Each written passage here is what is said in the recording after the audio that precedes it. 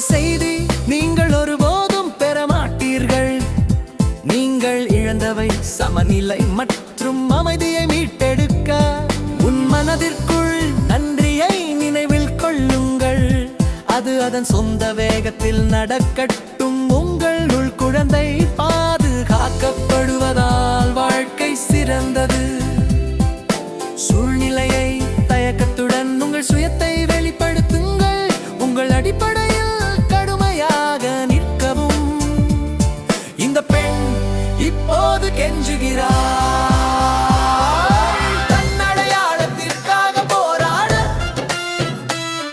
ஒரு தனிநபராக, சுதந்திரத்திற்காக. இப்போது அவள் உண்மையில் மீண்டும் போராட வேண்டும். இப்போது அல்லது ஒருபோதும். சூரிய அஸ்தமனத்திற்கு முன் அவள் தினசரி போரில் வெற்றி பெறுவாள். மற்றும் மோதல் மற்றும் சவால்கள் காதல் கண்டதில்லை. எதிர்காலத்தில் தேட புதையல் ஒரு கடல் உள்ளது. ஆனாலும் இன்று காத்திருக்கிறது.